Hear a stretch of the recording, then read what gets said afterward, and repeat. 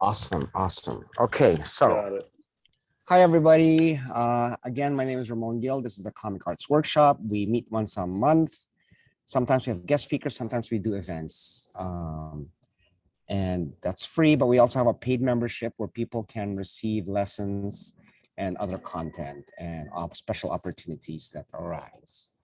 So if you're curious about joining that workshop, there's a link on the meetup page. And I think that link will take you to the website and you can get all your questions answered. So tonight we have Jamar Nicholas, who has been a participant with our Diversity Comic Con, and we're happy and proud to have him here tonight. So I know some most of you guys are muted, but give him a round for applause for coming out. Thank you. Thank And you. and we'll get started, and I'll let Jamar tell us about himself. So, um, actually, yeah, why don't you tell us a little bit about yourself, Jamar? Go ahead. All right, cool. Thanks, Ramon. And thanks for having me tonight. So I'll just kind of give you an overview, and then I'm sure we'll kind of go into some micro versus macro. Again, my name is Jamar Nicholas. I'm a Philadelphia native, and I am a I feel like our titles move around so much. I think on paper now I'm an author illustrator. I think that's the new thing, author illustrator. Or cartoonist is kind of what I always default to. And I look at cartooning as being a storyteller who marries words with pictures. So that's kind of my thing in a nutshell. I am celebrating, if it isn't, it's probably almost 25 years I've been doing comics. From the beginning of my career, where I started off self-publishing comics in a totally different world than we're in now. And maybe we can touch on that later, to where I am now, where I have a multi-book deal at Scholastic Graphics with a creator-owned property of mine, Leon. And Leon the Extraordinary is my first book in the series. I'm very excited to say it comes out October 4th, as I've been saying. It's CB language, 10-4, good buddy. So very, very excited about that. And, I've had a lot of road in between those 2 points. So I can't wait to talk to you all about kind of where I've come from and where I'm going. And, hopefully I can answer some questions for you. So, Jamar, why comics? That's a great question. I ask myself that all the time. Yeah, why comics? That sounds like a great podcast name. Well, when I was a kid, I had a really strong affinity to the newspaper strips. Um, People tell me, because I don't remember, that I was a really young reader. Like, there's stories of me being 3 years old and reading a newspaper to my grandmother. I don't know if they made the stuff up. I'll go along with it, but I've always had reading material in front of me, and I really glommed on to the comic strips in the newspaper. And there was something besides just the cartooning to it, or not even really being funny. I don't ever remember the funnies being funny. I don't know if anybody ever goes, well, I had a belly laugh for reading something in the newspaper, but I really attached myself to the fact that there were all of these different art styles on 1 or 2 or 3 pages of the newspaper, and everybody had a universe they were controlling inside their stories or their strips. But it all kind of made universal sense. There was nothing, if there was, say, like a single panel strip, like, say, Dennis the Menace or the Lockhorns or something, made perfect sense next to Doonesbury, right? And I thought that was such an interesting way to kind of control your world, by cartooning. You make these characters up. And I'll go back to Doonesbury. I was a giant Doonesbury fan. When I was a kid, I had no idea what the stories were about. It's so political. And I was like, oh, okay, I don't know what the Iran-Contra crisis is, but I guess it's important, whatever. But I was always really struck by how Trudeau drew his characters. They all, if you've ever read Doonesbury, the Doonesbury characters don't look like anybody else's cartooning style. They have that kind of like weird bracket, like stapler eyes, as I used to call it, with the eyebrow attached. And, you know, and Andy Capp looks nothing like that. So anyway, I kind of really got into that. And comic books came later. I would say really quickly that I didn't grow up as a comic book fan. I came into comics later, when I was a little bit younger, growing up in West Philly. We don't have bodegas in Philly. We call them corner stores or mom and pops or whatever. You go to the corner store and they had comic books in a 3-pack with the covers ripped off for like 75 cents, or maybe this is like the 70s, maybe 60 cents. And I would pick those up and I fell in love with Spider-Man. Spider-Man was my guy. Spider-Man's still my guy. You know, everybody's got one character that they attach to. And when I was figuring out that I wanted to be a cartoonist, you know, with those early kind of notes from the comic strips, I've found how difficult it was to tell a story in such a small amount of space. You know, I don't know how, well, I know now, but at the time I couldn't understand the magic trick of how somebody could do this thing repeatedly for years and never repeat themselves. And then when I discovered comic books, I was always looking at comic books kind of like research, kind of like, how do they do this? I would rip books apart and see how they're stapled, figure out like how many panels are on a page, just because I wanted to figure out how I could do it, not necessarily that I was a fan of what I was reading. Like, you know, I was looking at the construction, how does this work? And one of the things that really made me glom on the comics was that I could tell a story in a longer amount of time. And that seemed real interesting to me. So now here we are, and I'm doing 272-page graphic novel. So I guess I guess I have space now. But that was really it. You know, I wanted to control worlds. And it sounds very lofty, very Galactus, right? To my Kirby hands there. But Go ahead. comics, you can control worlds with prose as well. So why the words and pictures? You know what? I'll say this, and I'm glad you prompted me with that, Ramon. I remember one of the things that really made me want to be a cartoonist was getting reactions from people. Like, I read a lot, but I never wrote. You know, I didn't have a journal or a diary, or I didn't kind of write things down like that. I drew everything.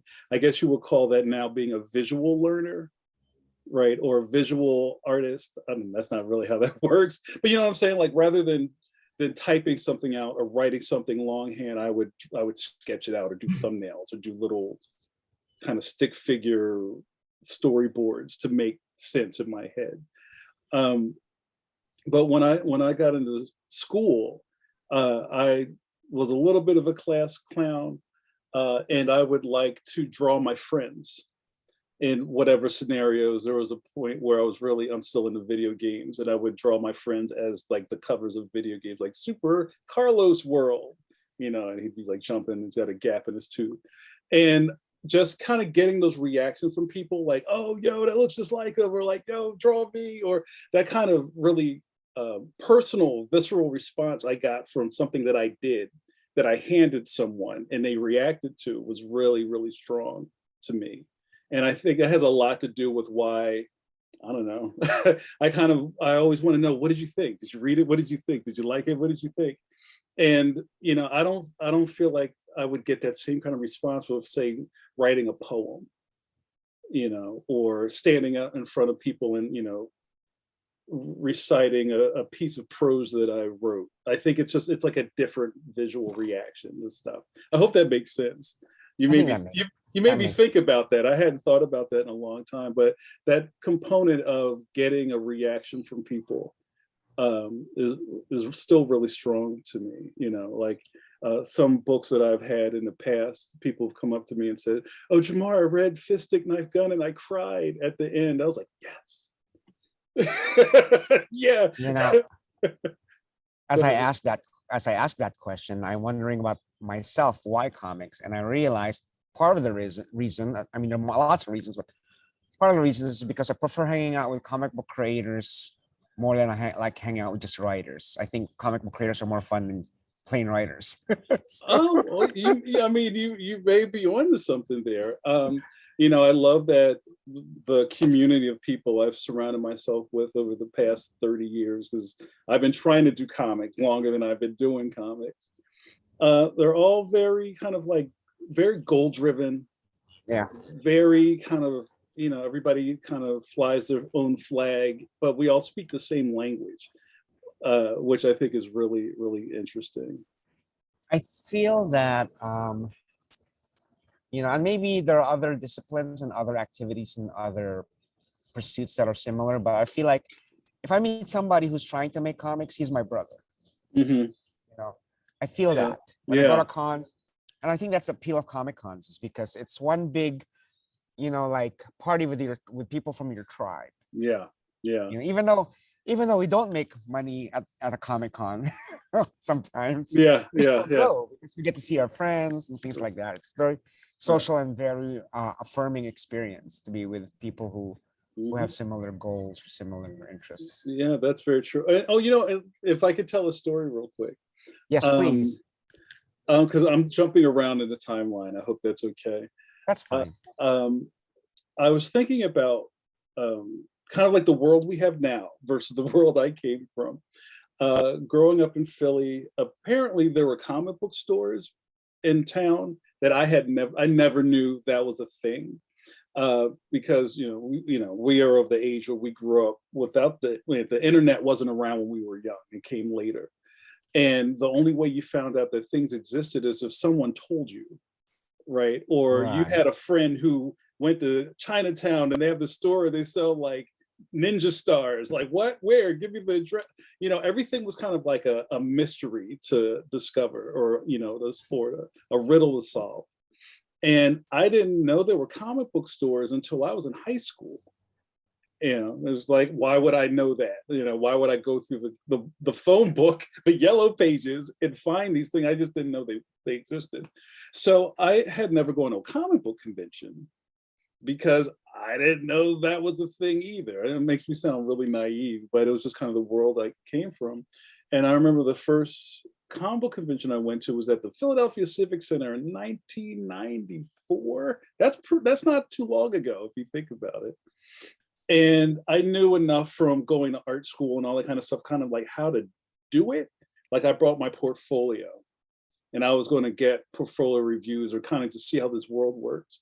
And the Civic Center is going now. It was a great place to watch pro wrestling, but you would go down this really steep escalator, and the floor opened up, and there were all these exhibitor booths, and there were the guys that drew the Ninja Turtles over there, and some dude was dressed like Spider-Man, and I was just kind of like, like when you feel like you arrived, like these people are speaking your language, and somebody's beating the bongo. It's just like, yeah, this is where I'm supposed to be. And everything kind of changed after that first convention. Like I knew this is what I needed to be doing. That seems kind of late in the game, but I think oh, it's longer. Like you said 1994, and I'm like, all right, I've just been born in 1994, so that feels like a long time ago to me. I'm Actually, not being an Ramon, ageist, but no, it's okay. It's if I could interject with just another question. So, please. Jamar sold his graphic novel series to my company Scholastic a couple of years ago. Obviously, that's more than 25 years from the time that you went to your first comic show to the time you sold your book to a publisher, which is a very different model than self-publishing. So, what describe that kind of transition for us, and what how did you go from someone who was going to your first comic show to someone getting a major book deal at a publisher? Thanks, Jonah. That's a Great question. Great question. That's a great question. All right, so let me try to like paint a picture real fast. So at the point where I started looking into, I call it book world, because I'm from comic world. So there's kind of like these two like dimensions that I walk in between. Um, I had been going to comic book conventions and tabling or exhibiting starting in 97, 98, something like that. I started off going to really kind of creator focused DIY small press type of shows. Like my first show that I kind of claimed as my own was the SPX, the Small Press Expo. And apparently, I don't know about the other ones, but that was kind of like the first model I knew about where people were going in, everybody was just kind of in this pool enjoying comics. It wasn't really the mainstream guys versus these guys, or you draw black and white mini comics. We don't talk to those people. Like all that stuff didn't exist in this ballroom that I was going to. And it kind of gave me maybe a false sense of how the industry worked at the time, because I thought that's just how it was. Like that old Biggie Smalls line. He thought Salt and Pepper and Heavy D were in the limo hanging out. They're not friends, but that's what we thought. You know what I'm saying? So, at my first couple of SPXs, it's like, oh, well, I'm at the bar having margaritas with Frank Miller. And, Evan Dorkin walks in and we're talking about pro wrestling. And I was like, wow, this is amazing. Look how easy everybody's getting along. And then I started doing mainstream shows and found out that is entirely not how it worked. But somewhere in there, I had always been goal oriented, and I always had my own properties that I was putting out and just trying to like push up the hill very slowly. And I've done a sorry about the dog. I've done a million things from there to now, but maybe the past 15 years, I could say that I've been doing graphic novel work. I started to kind of like look out the window more. And this is something that I'm really sorry about the dog, you guys. Don't be quiet. He got triggered. There's a dog that walks by the house every now and then, and he just has to like Don't worry about it. I've got roosters where I am. Same thing, you know what I'm saying? So I always kind of had my eye on, like I kept looking out the window, like, not to say this can't be all, but I felt like, where are we going with this? And the stories that the tribe, as Ramon talked about, we all kind of shared with each other was a lot of disappointment, a lot of heartbreak, a lot of almost got theirs, but it all fell apart. A lot of sand in everybody's hands. Like I felt like comic books was kind of like an oasis in the desert. Like, oh, I could see it. There you get to it and you're drinking the water and it just turns into sand, I was like, I don't understand why it's like this. And everybody to this day still complains about comics or the industry or, what they did to Kirby. And you know what I mean? There's a million horror stories about comic books and comic book creators and who's taken literally and seriously, and the Comics Journal doesn't like mainstream guys and they don't like Wolverine. There's a lot of that. And I was always feeling like I had an audience. People knew who I am to a degree, but the pecking order just seemed really unfair and didn't move at all. People still talk about Jim Lee this or these guys that did comics in the 80s that, like, how do you penetrate that? How do you you can't make anything new. Everybody complains about how Marvel this, Marvel that. You know what I'm saying? I'm just like, well, what am I doing? So I self-published Leon Protector of the Playground. It first started off as a Kickstarter, but at the beginning of Kickstarter, like it was like 2011 or something like that. And there was a lot of gray area in between before I actually got it printed and put it out into the world. And the world had changed. And I had been doing so many comic book conventions, especially at Baltimore Comic-Con, and I fell in with these guys and we were doing all ages comics. Jonah, I don't even know if they call them that anymore, right? It's all ages isn't a thing anymore, right? And I was starting to fill in this really interesting missing piece that I wasn't getting from dancing with other comic book guys in that kind of like adult comic space. Everybody's, mad that Wolverine doesn't have enough stubble on his face the way this guy drew it in the last issue. This sucks. How come I can't count the shoelaces on Captain America's boot? Like, people were complaining about the wrong stuff. And then I'm also seeing that I feel like the hobby is starting to dry up because we're aging out. And kids don't read. That's what they keep telling you, right? Kids don't like books. Kids don't read. Kids don't like read comic books. And I'm like, but that's not true. So we started really focusing on doing kids work. You know, I want comics to survive, but that's not going to work unless people are making stuff they can read. And that kind of turned into our mission statement, like, well, we're going to put good books in front of kids so they can, you know, go on and, you know, continue this thing that we've started. And, you know, I started to get to a point, especially with Leon, where it was getting really well received. It won a couple of awards. It was really fantastic. But this whole time I had been looking out the window, and I was like, well, what are these library conferences that people are going to? That has nothing to do with comic books. Oh, well, you know what? This is where the librarians go, and then they, you know, get books and they take them back and they sell. So I'm going, so wait, I could spend a weekend trying to sell 15 comic books on my table, but this library will buy 1,500 of them? Like, the math doesn't add up, you know? But at the same time, the industry's still telling you that nobody reads this stuff. Like, but kids read. So anyway, you kind of see where this is going. So maybe, I don't know, 5-6 years ago, I started making an exit strategy for getting out of comics. Not to say I've abandoned comics, but just like the model and all this stuff wasn't working for me. And in 2018, when Leon won the Dwayne McDuffie Award for Diversity, and I also won a Glyph Award for Best Writer, which I think is cool. I said, you know what, guys? I said this, I made a prophecy. I said, listen, I'm not doing any more comic book conventions unless it's Baltimore or maybe New York, but I'm not doing the dance. I'm going to start going to schools. I'm going to start going to library things. I want to talk to teachers. I want to get this in front of the people that need it, not doing hand-to-hand tube sock sales out the back of my trunk. Because I'm getting older, I have to figure out a smarter way to do this. I think I'm Okay. on the same path as you, Jamar. Maybe Right. a couple of years behind you, but this fall I'm working mainly on an all kids, all ages work, and exactly the same route. It's Right. just libraries, and you know, it's like, yeah, it doesn't make sense to sell one copy at a time at a Comic-Con when you can, you know.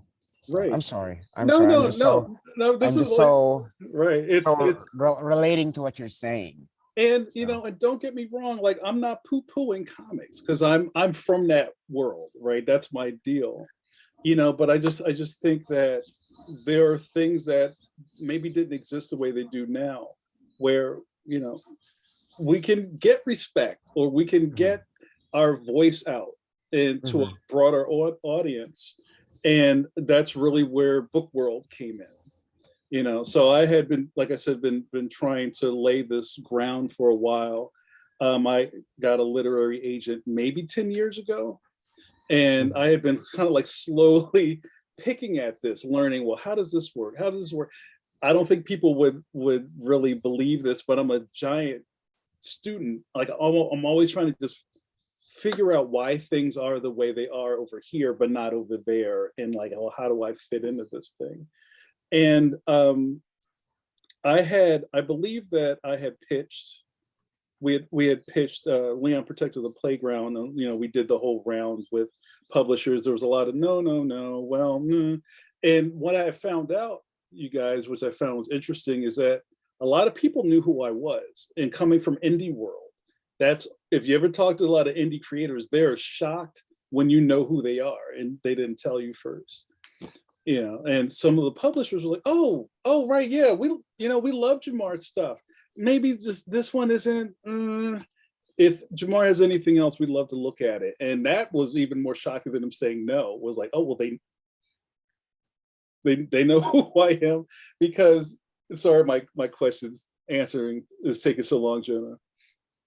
I came up in a system where I could tell you, maybe because I have a really good thing for faces. I could tell you where I sold every one of my comics into who, and I maybe signed it and they may be on my mailing list, and I see them at the next show. Hey, Jamar, I had a great time with that thing. What's the new thing? Well, here you go. Here's the next thing. And after I started doing graphic novels that were now in bookstores, and it's on the thing, there's on the end cap at Barnes and Noble, I wasn't controlling that anymore. Right. I could, it's like people got my stuff and I didn't give it to them. And that was kind of like a weird thing for me for a while. So anyway, to get back on the road here. So we went out again, and after the McDuffie Award and all this stuff, it really kind of lit a fire in me that, well, people are responding to this. Leon sells out. I go places, I leave with just an empty backpack. I was like, I think I need to switch gears here. I think I need a bigger audience. So we went out on the road again. We got a lot of really great bites. We got some offers. Scholastic came up. Scholastic was always in the back of my head. That was my dream. And the crazy thing about all of this is that, like, I don't know if you believe in vision boards or The Secret or any of that kind of like, manifest destiny type of stuff.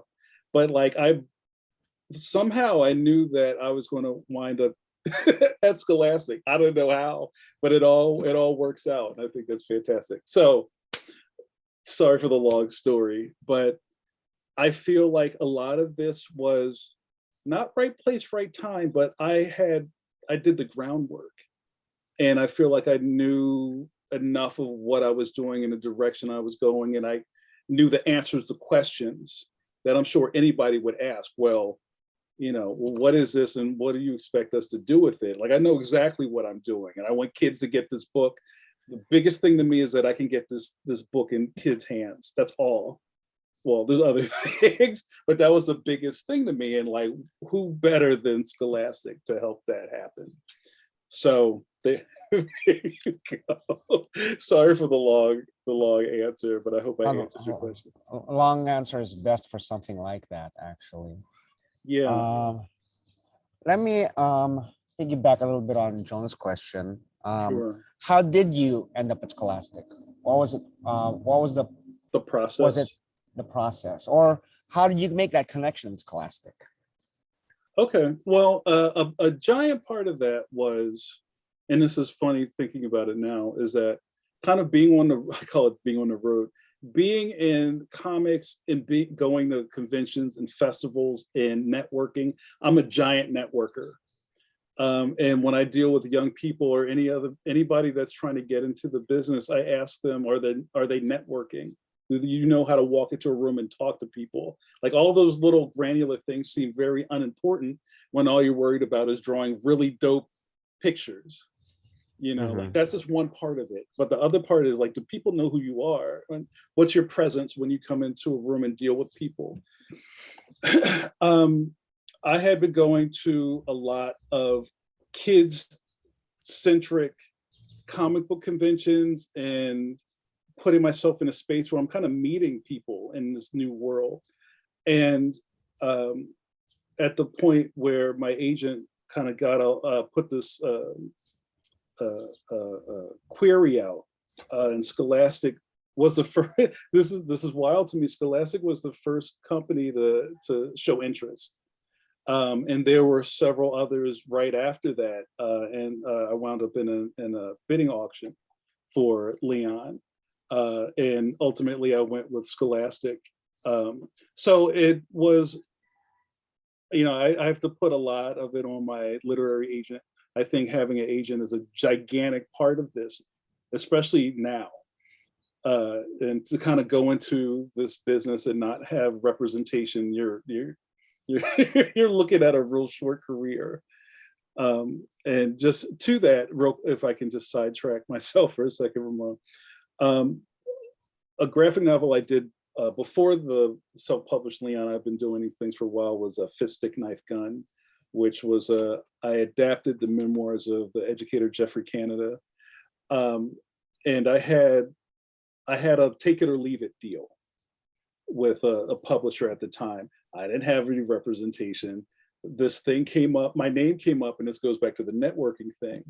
the phone rang literally, and this company was like, hey, listen, we keep hearing your name in the wind, and we have this project.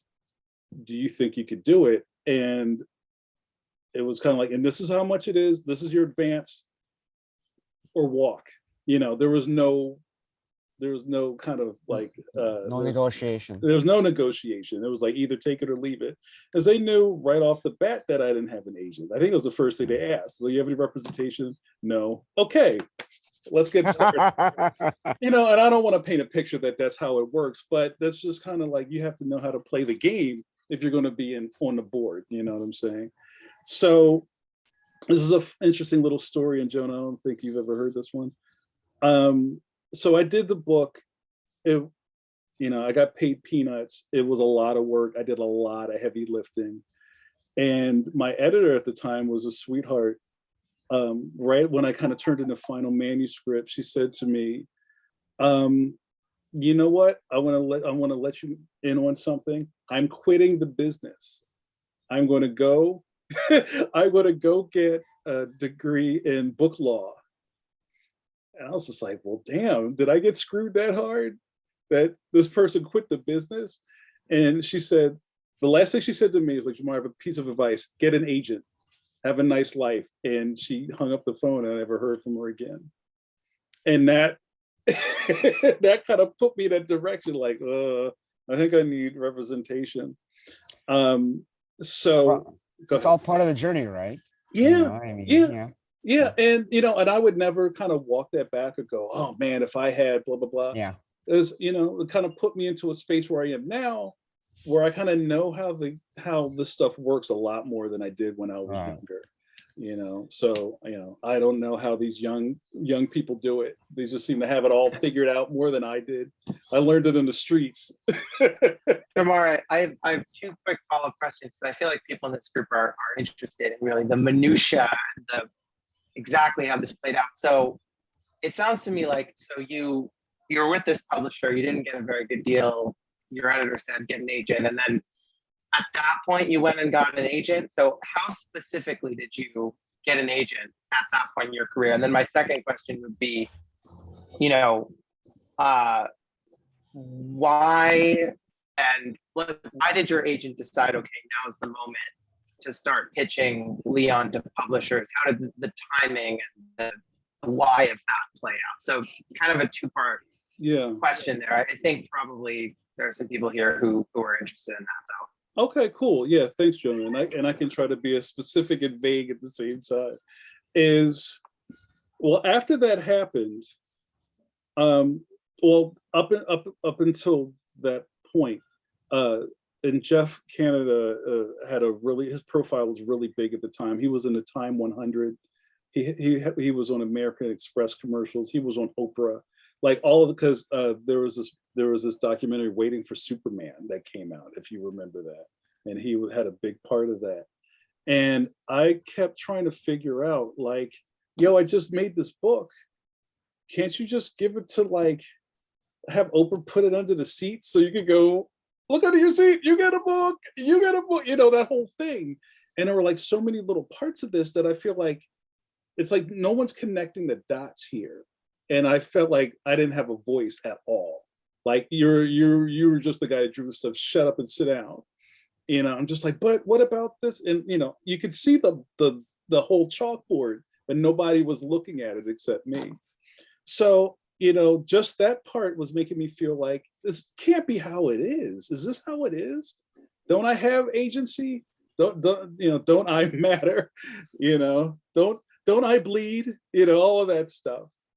So kind of after that business was done, and that the book did pretty well, and I find out that it's still being talked about. Unfortunately, our world is as such that you need a book like that now. I run into young people who say that they read it in their English class, or there are colleges who it's part of their social justice curriculum, but I'm not really getting much from that. You know what I mean? So all of that kind of led me into trying to find a literary agent. I'll say I'm very fortunate that I got, I kind of like, I don't want to say got hooked up, but like I knew a person who knew a person. who put me in touch with this agent.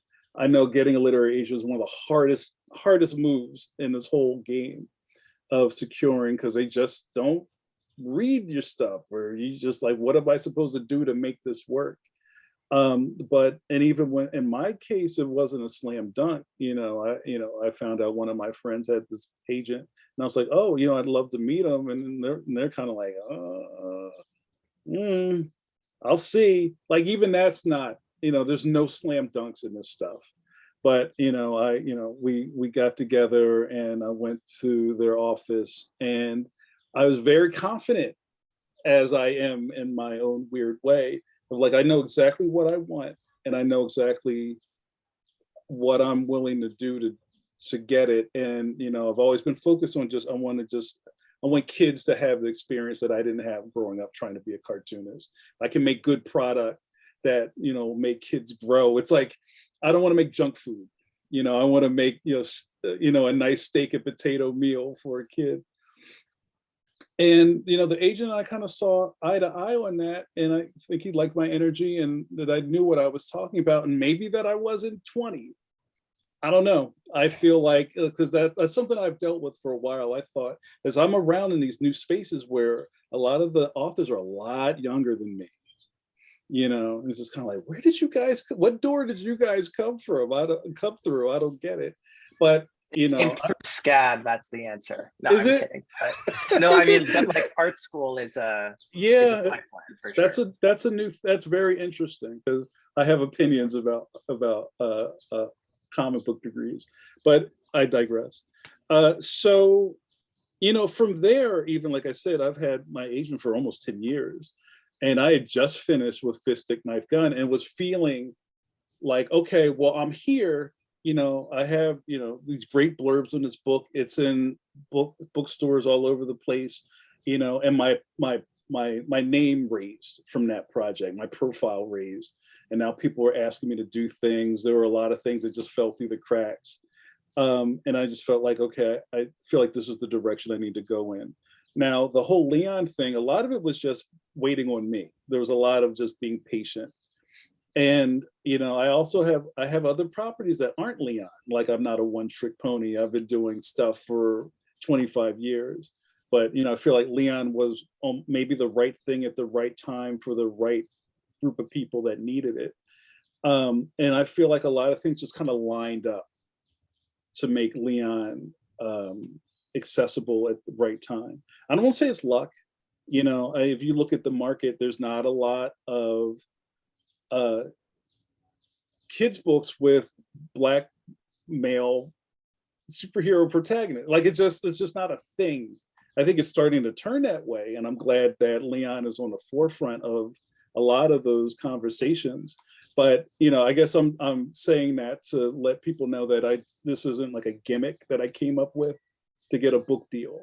You know what I mean? Like, Leon's been around for maybe 20 years. I came up with him a long time ago and pulled him out the drawer when I thought it was time for that story.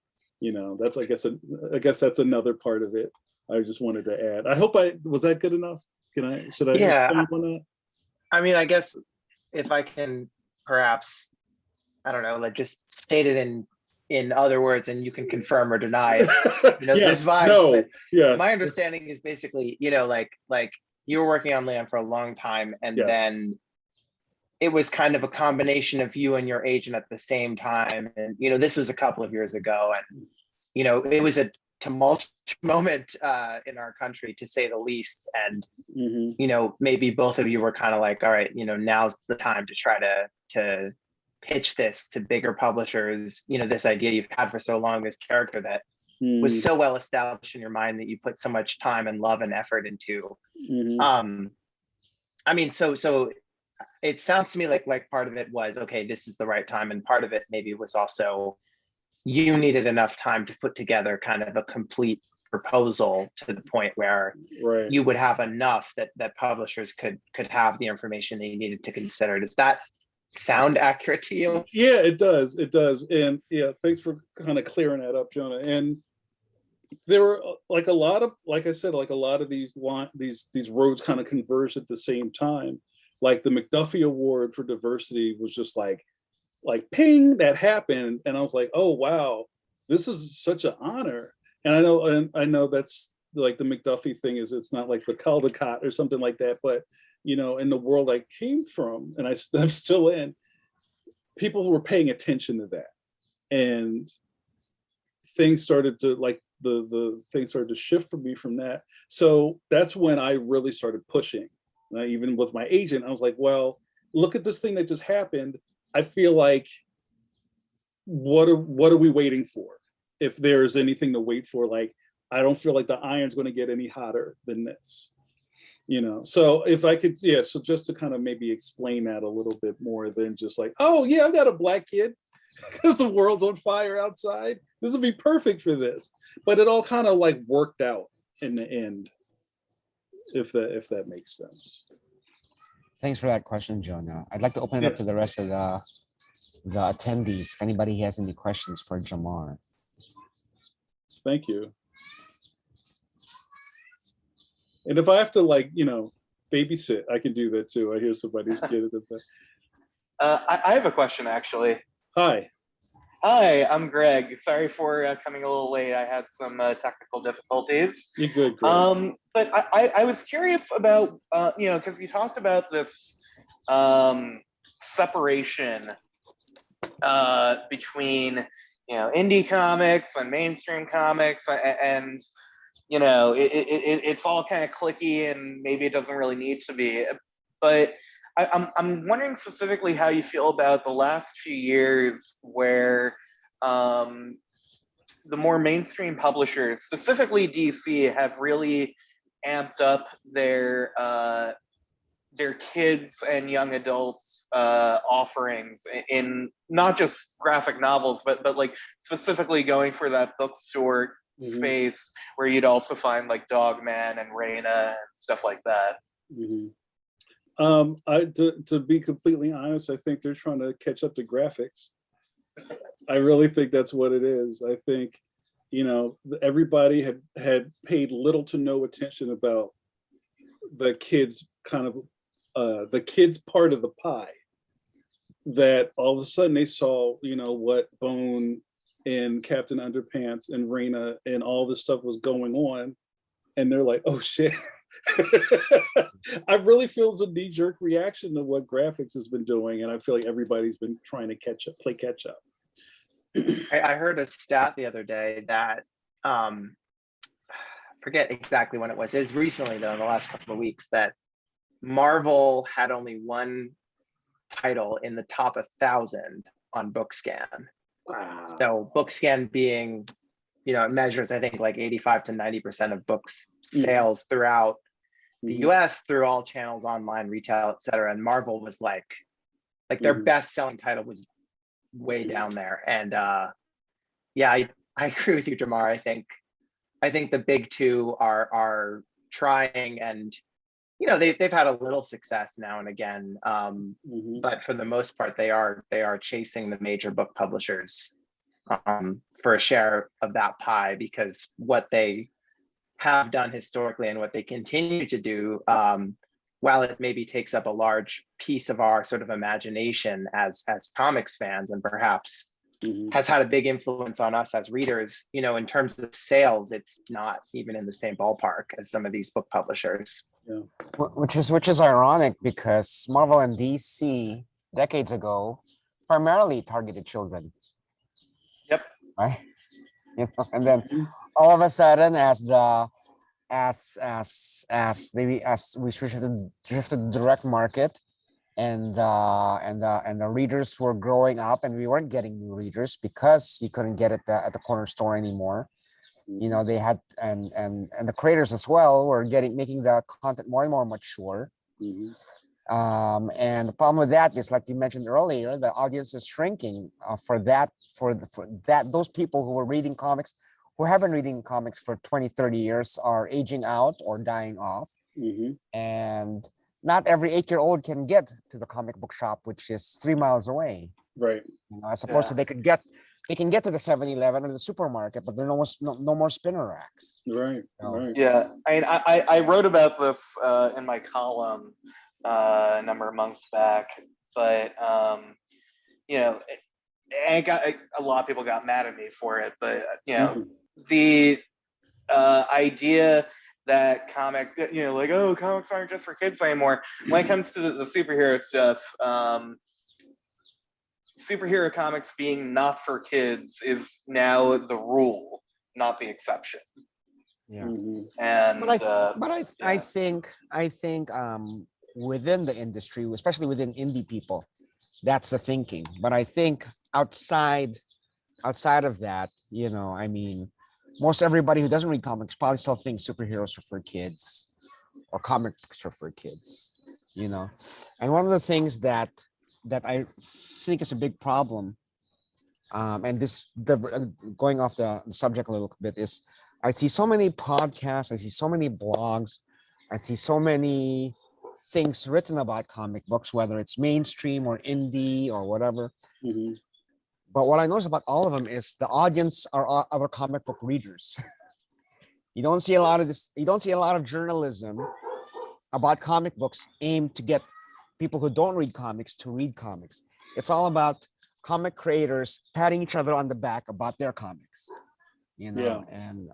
and even this podcast, who's the audience here? It's all our creators. I've been trying to figure out how to get non-comic book readers to read comics, but maybe it's not floppies, maybe it's web comics, or maybe it is original graphic novels in the bookstore. Mhm. as the I do consider myself a creator first, but as the resident critic here, I do think I should note that there are a lot of critics coming up who are trying to um, have more content that's geared towards people who are new to the medium. There's a new-ish site called howtolovecomics.com Oh that's wow, really great for that. that sounds great. I mean, and that's I don't want to turn this into like the dog pile, but I think one of the things I've always thought about comics are, if you go into the comic book shop, if and this is starting to change, if the people that work in there don't chase you out immediately because you're not one of the regulars, there's like, where's the access point? Where's the Right. like, Yeah. hey, it's like somebody comes up to you and says, "Oh, I've never heard of the Rolling Stones. What do I listen to first?" Like, can you just hand them Yeah. something? You know. So here I am. I'm in the Philippines right now, right? Mhm. And I'm in a pretty rural part of the country where you really don't have, and not everybody here has a laptop or a desktop, but everybody has a smartphone. Mhm. And I think, and in a lot of Asian countries or a lot of other countries, that's how the comics are delivered on mobile devices. Mhm. And I think that's an untapped. I think some people are doing it in the United Mhm. States, but I think it could totally blow up. More Mhm. people should just flock to it. Yeah. And I think that's an easy way to get new readers because it's so easy, right? To Yeah. just pull up your smartphone and type in a URL and read the comic books. So. Yeah, and and I still have these conversations, and I'm always surprised. Like, I've been at a bunch of library and conferences and bookseller conferences, and it's great being in front of people who get it and then want to take the thing that they got and give it to their Yeah. people, and the virus spreads in a good way. But also there's still that opposition where it's like, I don't want my kid reading that stuff, or oh, Johnny, get a real book when we go into the store. And there's still the fight's not over. We're still kind of fighting that. No, it's real literature also. And just to that point about the comic book shops, I've gone to so many comic shops where the kids section is like, everything's sun bleached because it's been like right next to the door, and the Archies are all like folded over like wilted plants, and there's no love over there. There's some Sonic comics, but even the retailers themselves hadn't been giving the kids their own space to kind of really nurture this stuff. It's a Yeah, the second. shops Yeah. the shops are bad at it, but I've been reading a lot because I did my thesis on the subject. And and libraries are discovering that the most checked out materials at their libraries are the graphic novels. Mhm. So We love librarians. yeah, librarians are awesome. Hmm. Hey, we are coming on to an hour now. So anybody else have any questions? If not, I've got my own questions. Go This- ahead. Go ahead, Robert. I love how intimate this is. Hey, thanks. Hi, Jamar. Hey, what's Uh, going how- on? I'm doing good. So first and foremost, you kind of mentioned one of my favorite words that makes me glow, which is wrestling. So just out of curiosity, before anything, what? Yeah, Bullet Club. So just out of curiosity, have you been keeping up with it? Yes. I'm a giant I don't want wrestler. to take this conversation that way because I know I'll go as far as tell you I always go to bars and just watch a pay-per-view and then I'll just automatically become everyone's friend. Oh, wow. But I don't want to I'm just curious if you've just been keeping up with it. Like, because for me, I absolutely love wrestling. Like, I actually went to the comic shop and I bought a book that said, do a power bomb. That's awesome. Yes. But, that's all I wanted to know if you've been keeping up with it. Because Oh, I just went to see AEW Forbidden Door. And I think I just threw my voice off, just yelling and cheering. that's amazing. That's awesome. Ramon, you're gonna have to make some breakout rooms so we can discuss this further. No, Yeah, No, like- I can leave the Zoom up completely. Just, Anyways, I just wanted to, because like the thing is, like the moment I hear that word, like I feel like like we're there. You know what I mean? So- yeah. Well, you know what? Yeah, I don't actively watch like weekly programming, but I keep my finger on the pulse. I'm from Philadelphia. I went to almost all the ECW Hmm. cards back in the day for you non-wrestling fans. That's like the violent Philly wrestling. Philly is a wrestling hotbed, if people didn't know that too. But I'll try to keep it on subject. Yes. Now we're best friends, so we'll have to talk. Awesome. But anyways, now going back to the reason why we're here, because you kind of mentioned this word that kind of stings me a little, which is networking, because that's been my biggest weakness when it comes to this community and stuff. I just feel there's just certain I don't know what's called, like attributes you need to have in order to achieve in networking.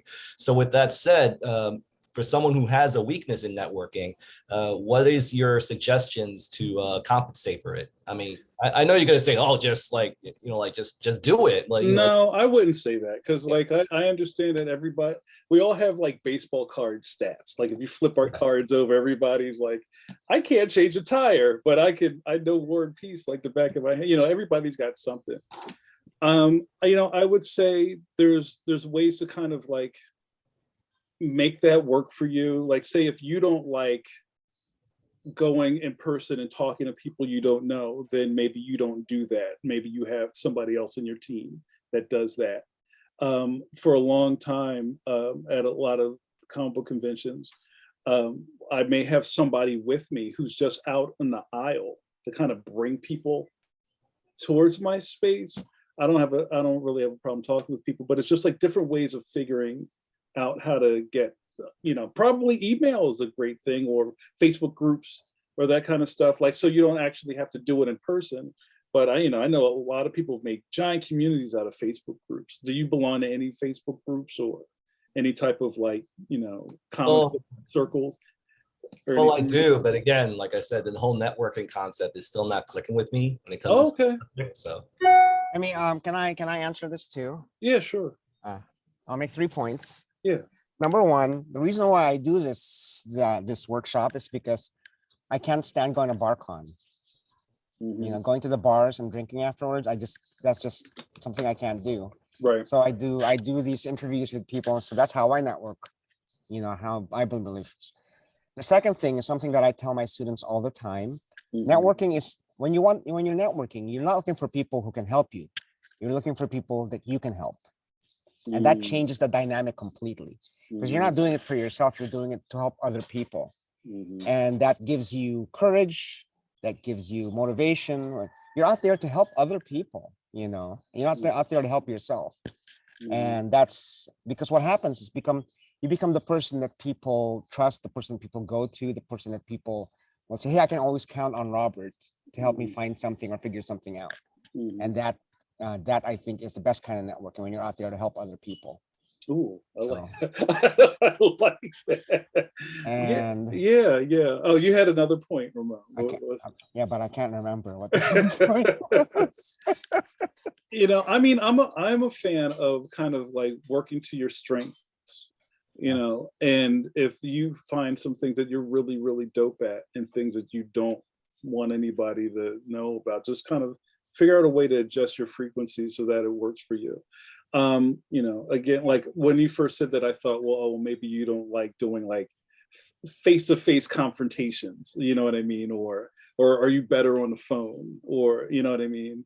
Well, my whole thing is just I'm just not really good in group, and I'm not a big fan of doing things through like how to describe it. Like I'm not a big bar guy, Yeah. is because like my whole thing is because like how to describe it. Like so I remember I kind of pointed it out that I just can't talk with a large group, and the reason why is because I just hear so much voicing, and then I have to like how to describe it. Like I'm not a yeller. Mm-hmm. Like like where I'm not a guy who has to project my voice because then I can't think when I'm projecting. Right. So You so know, that's why. Jamar mentioned a really good point there. Facebook. You know, you can network on Facebook. You can build your relationships with Facebook. What I try to do, if you notice a lot of my comments to other creators, I try to make it as funny as possible because then they remember you. I try to make it like funny or absurd or something that will stick in their mind. Oh, that's Ramon, right? Because that's all what's networking is about, trying to get people to remember you. So I think Walter Simonson just posted something about getting anonymous friend requests, right? So I posted that I always reply back with nude pictures of myself because either they friend me or they unfriend me. Either way, it's a win-win, right? But something like that, Yeah. and I've never met a Walt Simonson I've met him once in person, Mhm. but now he regularly comments on my stuff and I regularly comment on his stuff because I try to be memorable when I comment on Facebook. Mhm. So, and that's something as a writer you should be able to do, right? Come up with something clever. Yeah. So if you're not a bar guy, if you're not networking out there in person, that's something you can do. Facebook is great for building relationships with other creators. So I'm sorry, I don't need to hijack. No. I mean, we're just kicking it. Yeah, I think that all that stuff makes a lot of sense. And maybe one other thing I'll say is that I created a lot of my own kind of friend groups. Like I do a lot of podcasting, and one of the things that I do in I have a live stream on YouTube and Facebook, is that I just invite anybody that's watching me run my mouth to just be a part of the show. Type in the comments, what did you have for breakfast? Oh man, I had this yogurt, but it was spoiled. It was spoiled. And we'll just kind of talk. You wind up being a part of the regulars, and the community kind of builds from that. We're all very welcoming, and it's just like, just show up. I mean, and there's really nothing to say you couldn't do that too. Like, this is one of the funny things I thought about when Facebook and Instagram and all these places started having the option to go live. I thought there'd be so many people doing that. Nobody does it unless, with some weird shaky parking lot footage of like the weirdness. But like, there's nothing to stop you from saying, you're a creative. You're going to do a live every Friday night from your studio where you just talk or you just draw and people show up and go, hey, what are you working on? Oh, hey, this is what I'm doing. It could start that sincerely. Funny you should mention that because like I am planning to start a podcast with a friend. Like I haven't, we're still in the works on like figuring out what's going to be because like I'm going to be starting school soon. So like trying to figure out how to juggle all these things at once and make a comic book on top of all of this. So and then networking and all that. But yeah, that's another story. But anyways, the other question I had was maybe we could talk about podcasts and just so you can get some pointers on that.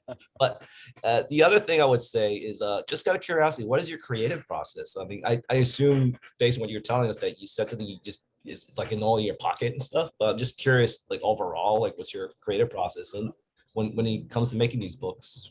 The Scholastic thing is its own animal, where I'm kind of writing out a script for the next project, and then there's a lot of heavy editorial back and forth, where we kind of fine tune. We're tweaking the dials, we're turning the dials around, just trying to make things as perfect as they can be. And then I go to art. I'm as comfortable doing things digitally that I am doing things traditionally. I'm a traditional cartoonist. I have art board over here that I can pick up and draw on right now. Or I also have my tablet here that's on an arm that I draw on. And I've been using that more during my Scholastic deal, just to make things a little easier for the team to get things back and forth. And if I need to ink something and something needs to get changed, I can just go back into the file and adjust it and not have to redraw a whole page on an artboard.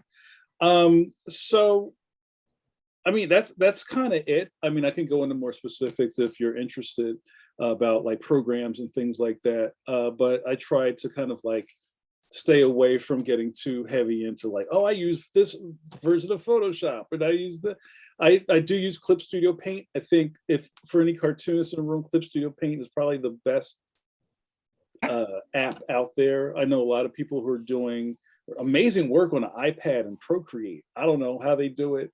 I don't know how you draw a whole book on an iPad, but if it works, go for it. I love Clip Studio Paint. Yeah. I actually use an older model, and the fact that even the older model, you can still make amazing work with it. So yeah. And I guess the best secret of that is, and I'm not sure what version you're using. There's two versions of Clip Studio. There's Pro and EX. Mm-hmm. And the only difference between the two is that EX allows you to create stories. So you can like basically say, I want to make a comic that's 40 pages, like an InDesign. It kind of spits out all of the pages, and you can just kind of, go in, go out, rather than in Pro, you can only do a page at a time. So for, just building a project, I think Clip Studio is great. But really that all depends on, the people you're working with and how they want the files. So that might change as your projects change, but that's how I've been working for the past couple of years. Hey, let me ask you, you mentioned earlier that, like you have lots of other projects. Are any of them non-kids projects? Could you tell us more about them, and what genres are they? Sure. I'm so Leon focused right now, Ramon. Like everything else is just like so in the background. You know what I mean? Like Leon's my guy, and that's what's I'm running to the end zone with that.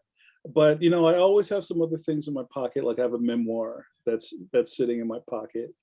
Because if anybody knows me, I talk a lot about being in that young adult kid growing up stage of my life, and how interesting it was growing up in Philadelphia in the 80s. I have that back when I was doing my own work. I wouldn't say it was, it's almost like, Ramon, when you say like kids stuff, and then I guess everything else is like beheadings. you know what I mean? Like I think there's something in the middle, so spectrum. Yeah, I have a broad spectrum. I like doing funny projects. I also know that in the comic book market, humor does not sell. That's like the worst thing you could do in a comic book is make it funny. You know what I'm saying? But I have a couple of other things in my bag. Probably another thing that raised my profile a while ago is I was doing a hip hop comic strip called Detective Boogaloo, Hip Hop Cop. It was a webcomic back in 2002 that I was doing for Kevin Smith, the filmmaker, and that kind of raised my profile a lot back then. And I kept working on it and putting it down and working on putting it down. The last time I touched it was 2015, where I was doing it as a newspaper strip. See, it all comes back around. I was doing that strip in the Metro newspapers, which is a daily color newspaper that runs concurrently in New York, Boston, and Philly. And I think I had 3 million readers a month or something like that. It was an insane amount of people. But when other things aren't happening, I'm always thinking about Boogaloo and how I could bring that back. Because there's always something interesting to talk about in hip hop. But again, I'm so focused on Leon, I haven't even thought about those guys in a while. They all live in my head though. Awesome. Oh, also Ramon, once in a while I'm asked to collaborate on some things. I've turned down a lot of stuff lately, and just for the fact that I have a singular focus right now. But it's nice to be thought of. I hear you. It's like being able to say no to other things so you can focus on something that's priority is something that I just recently learned as well. So Yeah. Well, does anybody else? Go ahead. Oh, I'm sorry, well, and we'll get to my man with the Wolverines hat on in a second. But just maybe even to talk about, which I feel like I'm really fortunate in, is that to be able to have options is such a giant thing. To be able to say, no, sorry, I can't do that. Is such a power to wield, and I'm still getting used to that. Like, freelance Jamar was a whole different animal, where I would just say, I have millions of stories of how, like, I've drawn things, not even for free. I've lost money drawing things. One of my favorite stories is that I wound up drawing some lady's hot sauce label, and she paid me in hot sauce. That's one of my favorite stories. I'll tell you. And when you say hot sauce, it's not a euphemism, right? No, it was a legitimate case of hot sauce. I'm like, I can't pay my rent with this. But okay, we had a question. Yes, go ahead. From Omar. Sorry. Hey, Omar. Nice to meet you. Go blue. Go blue. Thanks for the time. My question is, do you subscribe to the notion that there's like this hard dividing line between what kids comics should look like and what adult comics should look like in terms of the art style? And the reason I'm asking this is I'm a writer, and I hired some guys to do a book. It's like YA/new adult, kind of lives in that space. And I recently got some feedback from a very top publisher that said, we like this, but we think the artwork is too good. It's too adult. It looks too much like Marvel and DC. Therefore, we don't think we can sell this.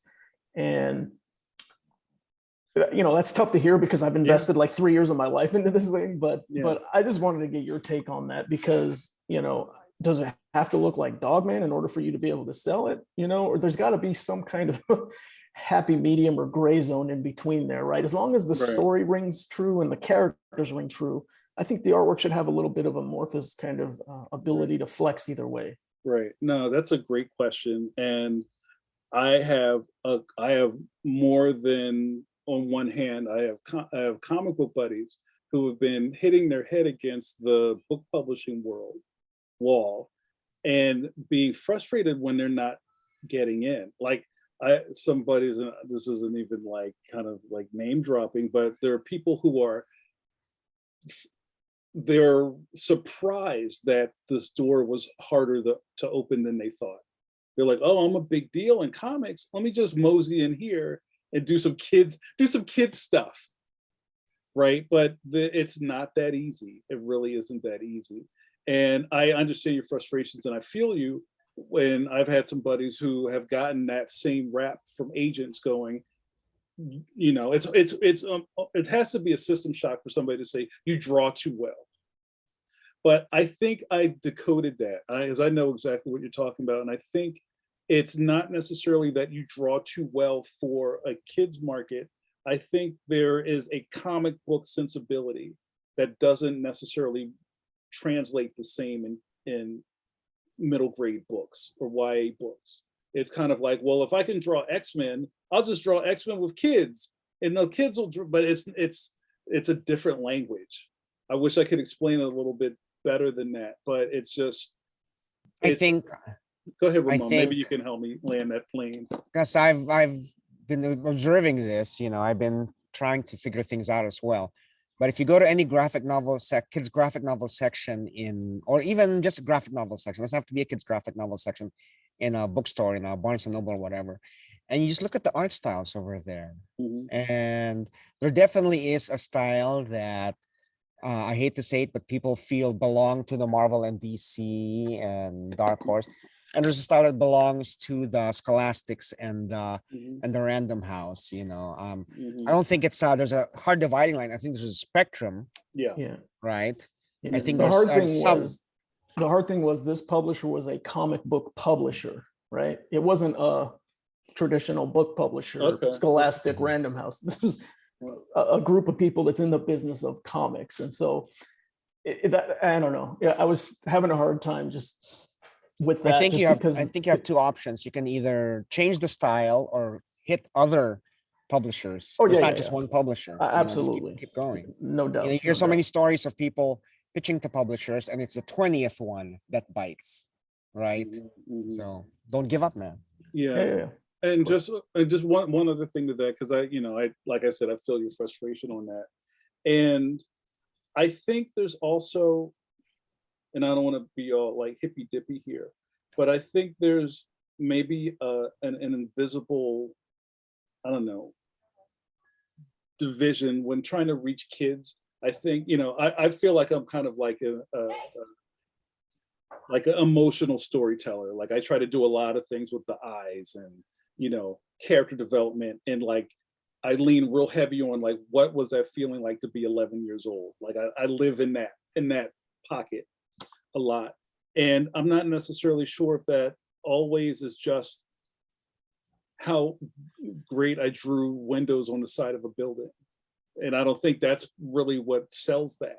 Not to say that neither of these things are as important as another, but I think maybe if you go back and kind of look at what you've been getting from your art team, and is it kind of hitting those kind of emotional notes? Besides it looking amazing, because I'm sure it looks dope, but is like, where are the characters really speaking to you? If you gave that to a kid and they go, "Oh, cool." Well, "Oh, cool" is different than connecting with something Right. emotionally. That's kind of me with, I don't want to bang the bongos too much, but I think there's something there, because just, visually, we're all kind of keyed to opening up an Avengers comic and go, "Oh, holy shit, this blew my socks off." But when we're kind of like going, we zoom in and just like, what were the emotional notes? Like, am I connecting to these characters as people? Let me piggyback on what Jamar said. He mentioned emotion earlier. And I have this theory that the more cartoony the drawing style is, the wider range of emotions the characters can express. If you look at manga, the eyebrows go all the way up here when they're surprised. The eyes get really big, right? But when you're drawing a realistic style, it's very hard to convey facial emotions when you're drawing a very realistic Mhm, mhm. person, right? But if you look at the cartoons, I mean, you can tell when they're pissed or when they're angry or when they're happy, Mhm. and I think for kids, they really need that extra help to interpret the emotions that the characters are feeling. On a Marvel and DC comic, you really don't. You can read and get from the context of the dialogue what people should be feeling. But when you have kids, it's like you have to show them what the characters are feeling. And I feel like the more cartoony the style, the more they can express themselves. And that's just my theory. I don't know if anybody agrees or disagrees with that, but that's my story, and I'm sticking to it. I just want to add one quick thing, which is that I think it's about depth more than anything else. And Omar, it sounds like your comic is, as you said, sort of on the line between young adult and adult, and so that makes it hard to fit into either one. And Jamar, you spent so much time getting out there and actually putting your book in front of kids and talking to kids and talking to librarians and teachers and really getting to know, what kids want and that sensibility. And so then when the time came that you had a project that was ready for publishers, it fitted in really nicely. So, and you also mentioned your friends who are like, "Oh, I work in adult comics, so I should be easily able to get into kids comics." And like I'm sure they're all extremely talented, but they maybe haven't put in the time yet to really understand what kids want and to really study the kids market in a deep way. So I think it's kind of about picking a lane and just being, right, I'm going to become an expert in this particular specific space. And I'm going to do it really well and not superficially, or not just say, not just kind of see, oh, well, kids comics are selling, so I'm going to make a kids comic because automatically it's going to sell because I'm saying it's for kids. You know, it's so much, it has to be so much more substantive than that, I think. I think Joel was gonna Yeah. Hi, guys. I wanted to jump in with a comment question. And as the only female here so far, I also find that really interesting. I've been listening intently, and I'm still in the throes of COVID, so forgive me if I'm a little foggy right now, but I had to just come on. I seem to be coming around to the kids adult thing the opposite way. I made a floppy and stood at a table at a con, and I meant for it to be for adults, but it was funny enough that the people who were most excited were these very young kids. And unfortunately it was called mosquito shit. And I know the parents, so they're, you know, having conversations with me, and it was hilarious and wonderful to see that crossover. And I think partly was what Ramon was saying, is that it's comical, and it was easy for them to go right in, and they attached right to it. And it really surprised me, and it excited me, and it also made me very aware of excuse me, the immense responsibility we have when we put anything out there. And I don't want to be an indie anything, but I'm new at this. So standing there at a table, suddenly watching the reaction made me go, whoa, I have to learn this. But I'm also, beyond that, I'm also wondering what, Jamar, you've learned about agents and how smart and clever they are about looking at us. Are they sophisticated with this funny line we walk? You know, I think they are, and you know, I can only speak for, you know, the people that I've dealt with, and I know a few, and luckily the people I know deal specifically with comic book artists or cartoonists. So that's also a very kind of like small tightrope to walk. I think that a good literary agent is savvy enough to translate your world and broadcast it to the other side. They're great bridges, right? And you know, I've heard a couple of horror stories about people who were just lined up with the wrong people. I think personal connections and like say, can you feel me? You know what I mean? Is really important to me. And just because somebody's like, yeah, I could sell this, but yeah, but I don't think you get me. Do you get me? Like all of those things kind of really mean a huge thing to me, and I'm sure they would to anybody that's putting so much of their life on the line. They're all risks, right? You know, you're going to jump feet first into something that might take you 5, 6, 7, 8 years to come out of the other end of. You want to feel comfortable with this, whoever this person is representing you is putting in the work, kind of giving you what you think you need back, being, you know, open to hearing new things, you know.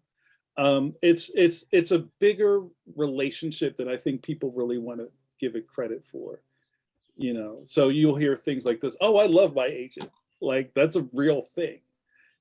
Like you have to love these people. And kind of, this isn't really the same thing, but when I try to explain people on the other side of the fence about how agents work, and it's not really the same thing, but watch Entourage. Did you ever see that old HBO show? I know it's more about Hollywood stuff, but it's kind of like, or even Curb Your Enthusiasm, where Larry hangs out with his agent. Like they're like this, and it seems like, well, who has that kind of time? But there's a very symbiotic bind that a lot of people have with their agents. I don't need to say you need to be besties or whatever, but you have to be at least comfortable enough that you will hand your career to somebody and trust them wholeheartedly that they're going to do the best they can for you. So I guess maybe to a question you didn't really ask is, so if you find yourself with a literary agent, just because they said yes, that's not enough. Mm-hmm. You know what I mean? That can't be the answer just because they said, okay, I'll take you on. Yeah, I have a lot of friends in the children's book world, and they're well established, And I hear all their stories, and some of them, a lot of them are horror stories, because Mm-hmm. there are a million people in children's books and just kind of getting chewed up and spit back out. Yeah. That feels so different from what we're trying to do, and yeah, Yeah. they're looking at us and salivating, and I see it sometimes. They go, "Ooh, you're doing graphic novels? Like, ooh, yeah, we want a piece of that action." But I just wonder if everybody says, yeah, we have someone in our department that does that, Mm-hmm. in a lot of the traditional publishers, like you guys were talking about earlier on. Yeah. Yeah. I don't know. It seems to be such a dance, and I think I don't know how well even the people in this room have really done their homework on the literary agent world. There's a hierarchy. You could even go on Google and say top 100 literary agents in the US book market and see the names. And then you could go into those top 10 and see who they represent. And then kind of see like, well, where do you think you fit into this? If they have 5 or 6 of the top people in one thing, maybe you don't need to be the 9th, because you'll probably never get any sunlight. Right. You know what I'm saying? So I think it's on us to do as much homework as we can, and not just kind of like throw your manuscript into the air and hope somebody catches it, if that makes any sense. Yeah. It's like dating almost. I don't want to be too glib about it, but it's kind of like, going on a lot of speed dates, and like, you're just like, Yeah. it's got to work on both sides, if that makes sense. We're gonna take one last question from JRD. I know JRD, you typed it out on the chat, but if you could just say it out loud so everybody can hear. Oh, yeah, okay. Go ahead, JRD. I don't know. I don't know if he's gonna. Okay, well. I can read it, Ramon. It's okay. Sure. All right. I'll read it. I'll read it. Okay, and I'll receive it. Jamar, you were doing mostly zines and older material in the early days, coming into the all ages realm. How much of a shift do you have to make as a creator to make your work more universally accessible? Oh, thank you, JRD/Ramon. That's a great question. You know what? I think kind of just what I just said to Jill when I was thinking about homework is that if you've ever read, I want to try to be nice here, but if you've ever read somebody who had an idea, it's like, oh, I have a book for kids. Well, what's your book about? Oh, it's about wiping your butt when you use the toilet. And like that's the okay. And it's very kind of like ABC 1, 2, 3, and like I feel like kids are a lot smarter than that, and it's kind of like an adult's idea of how kids need to receive information, which does, it's usually very wooden and it doesn't really work and things like that. But I kind of feel like with my storytelling sensibilities, I try to be funny or whimsical or at least accessible in a couple of different ways. Like I always think about my comic books and the things that I do kind of like a Looney Tunes cartoon. Like when you were a kid and you like Bugs Bunny because he hit somebody over the head with an anvil and you laugh, but then you look at it as an adult and go, oh, they're talking about World War II. I didn't realize that. I think things should work on layers. So if I'm always working on different layers that are accessible to whoever's reading it at that time, then I don't have to shift too much. Like I just had this conversation with somebody a little while ago when we were talking about, somebody was like doing some really nice things for me. And they're like, hey, go get Leon give it to a kid because kids like kid stuff. And I was like, you should read it too. And I don't want to think that I'm thinking too broadly there, but I was like, I think if you pick this book up, you'd come away with something that is entirely unique to your age group or your, however many gray hairs you have. I don't feel like I make books for kids. I think I make books that are accessible by people who still have, they have a connection to their inner child, or if they are kids, then they'll get it too. So I don't think I had to do too much kind of dial tweaking there, GRD. I think the other thing I'll find out, I mean, I'll add to this, is things I learned later about the new kind of like how librarians and teachers and all that part, those things add to this, learning about Lexile scores and, you know, what's the intended age range for this book? And I was just like, can't everybody read it? And I think that's where the all ages thing gets confused, right? Because it needs to be more specific than that for, you know, for groups that are buying things. You just can't say everybody. Well, it has to be, is this a middle grade book? Is it a YA book? Is it blah, blah, blah, blah, blah. So I hope that answered your question. I think it did. But I think we're at an hour and a half, which is I think the longest we've ever done this. And that's a testament to the quality of the conversation we were having and the quality of the guest speaker we have. Yeah, thank you so much. Omar said he had to go. I mean, Yeah. I'm cool until you guys want to shut this off. I think this is a fantastic conversation. I hope everyone's getting something from it. I just want Does to make a anybody, quick plug for Jamar's book, which is coming out in just 3 months, and it's so much fun. Thank you. And I'm gonna drop a link in the chat to everyone. You should all buy it because it's is great. this hitting, is this hitting the shelves, John, on that date? Yeah, October 4th, 2022, which also happens to be my birthday. So you can buy Jamar's Awesome. book as a birthday present to me. I love it. Not all of us, because then you have too many copies. No, buy a copy for yourself. Oh, okay. Give Jamar your Right. money, and then That's I right. will appreciate it as a birthday gift. That's Got right. it, okay. Leon is the gift that keeps giving. That's Well, great. Well, anybody else have any other questions before we wrap it up? Anybody? Okay, let me ask one last question then. Sure. Let's see. What do you love about what you do and what don't you love? It's a two-part question. Oh man, what do I love about? You know what I love? This is an interesting question because I had to, and it's still a thing I'm developing. I had to learn how to love the journey. And as a cartoonist, you know, half of your time you're filled with dread. Like, am I doing this right? Does this work? I don't know. Does this even look like a mailbox? What am I doing with my life? There's so much of that going on. And then sometimes there's that quiet part where you're just like, you hear like the channels open, the locks open, and you're just like, it flows. And that's such a pure space. I have to learn to love the bumpy parts too, you know, because at the end of the process, it's all finished, right? I've been saying to people for a long time, you know, we talk to people who are on this path or just can't get over the finish line. The most important thing is to finish things. It may not be perfect, but you have to finish things. So I used to say that my favorite part was meeting the people, right? I love signing things. I love meeting somebody. I want to know how you felt, how it felt when you read my book. You know, what kind of emotional attachment did you have to it?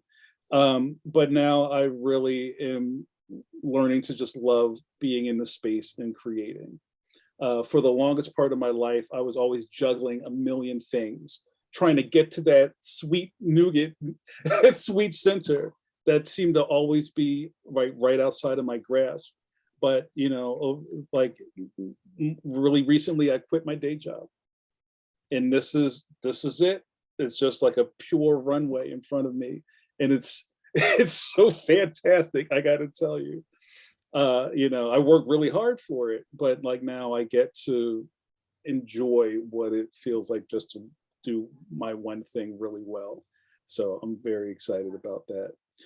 Some things that I don't love, you ready for this? I don't like going to sleep. If I could, I'd stay up all the time. So one of my new things is like I have to learn how to go to bed on time. And I don't know what on time means, but I'm going to try to work on being an early bird, like a morning person. I'm not a morning person, I'm a night owl. So you know, it's really hard for me to go, okay, it's 12 o'clock. I gotta go. I gotta get up. I gotta go to bed. It's really hard for me, but I'm trying to shift some of my moods here. It seems such a waste. Like 1/3 of our life we're sleeping. You know, Mhm. we And, could be and, doing things. and in my case, another third is in the dentist chair. I spent a lot of time at the dentist for some reason. But no, yeah, if I could, I'd stay up till like 3 o'clock every night. But it's just not. It's not a good look, especially at our age. So Yes. I'm trying to really enjoy sleep. Okay. Well, thank you very much, Jamar. This has been quite a great conversation. Thank you all for coming. And again, if you could please give Jamar some love. This is what's that, Robert? I'll receive your love and put it in my Okay. pocket. Thank you so much. But we will have something again. There will be other opportunities for more conversations. Once I get back stateside, I'm definitely planning to expand the offerings of the workshop, and some of them will be just like not just guest speaking, but but opportunities for people to just connect and network and have conversations. So Well, just hang in there. But again, thank you everyone. It's getting late where you are, and it's getting, I guess, brighter where I am. But thank you very much all for coming. And just one last plug. I forgot to post it on Meetup today. Our next guest will be on the 28th, which will be Randy Reynaldo, who is a creator out of Los Angeles. And I can't remember the name of his book. And does anybody remember the name of his book? He's been doing the same book for like 10 years. Rob Haynes. Rob Haynes. Yeah, Rob Haynes, like a secret agent, right? But it's a very nice guy, and he does everything himself. He does the drawing, the writing, the inking, the lettering. And so I think he'll be a great guy to have as a guest as well. And I think he recently won an Eisner or something like that, or whatever. That's fantastic. Again, thank you very much all. I'm going to close it out, and I will let everybody know when the link for the recording will be available. Jamar, again, thank you very much. You were great. Thank you so much. Thanks, Ramon. Thanks, And- Jonah. Thanks, everyone. Awesome And to see when- you, Jamar, in this Thank you. informal setting. And when Diversity Comic Con restarts, I hope I'll see you again. I'll be there. Thanks, Sounds guys. Have good. a great night. Take care, everybody. Good night.